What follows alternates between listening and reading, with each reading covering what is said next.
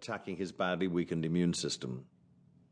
As it turned out, Ryan had contracted HIV from a treatment for his hemophilia called Factor VIII, a clotting agent derived from donated blood. A single dose of Factor VIII could include plasma pulled from thousands of donors, and some of them had HIV. Because the HIV virus wasn't identified until the mid-1980s, there was no way to screen for the disease. That's how HIV-contaminated Factor VIII was administered to patients in the US and throughout the world in the early 1980s, including Ryan. Thousands of hemophiliacs became HIV positive in this way, before pharmaceutical companies and the government put measures in place to test and purify Factor VIII. Jeannie waited until after Christmas to tell Ryan that he had AIDS. When he found out, Ryan knew exactly what it meant. He was going to die.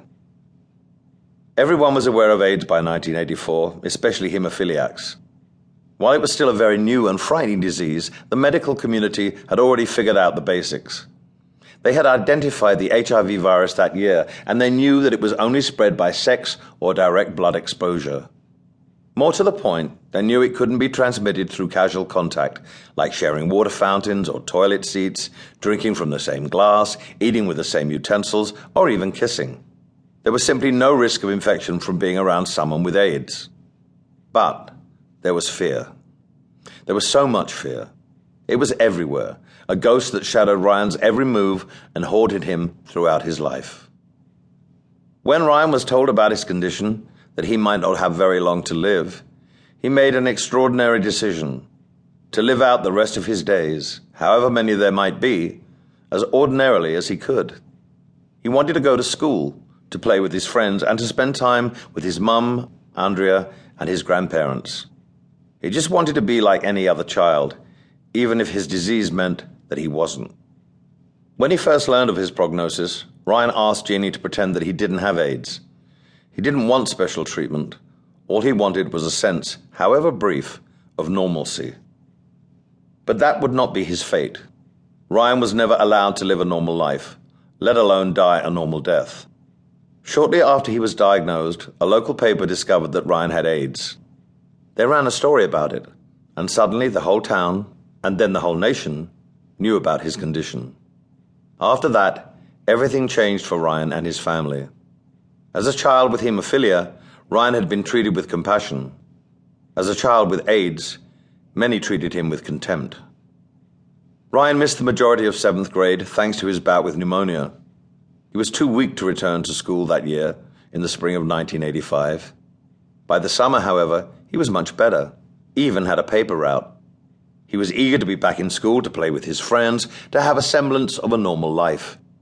But in late July, a month before the beginning of the new school year, the superintendent of Ryan's school district announced that Ryan would not be allowed to attend classes in person, due to the widespread fear that he posed a health risk to his schoolmates, that by being near them, he might somehow infect them.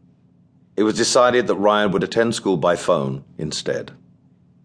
The fear, I suppose, was understandable.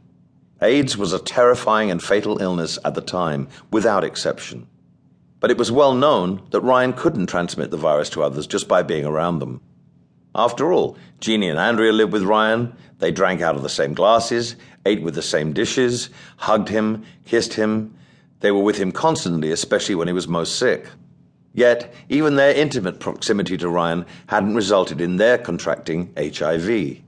More to the point, the U.S. Centers for Disease Control and Prevention, CDC, and the Indiana State Board of Health had assured the school district that Ryan posed no threat to teachers, students, or the staff, and they offered guidelines for him to safely return.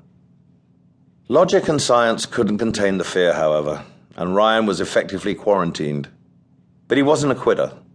Ryan never, ever gave up. Not being allowed to attend school was unacceptable to him. He decided to fight to return. Ryan and Jeannie sued the school.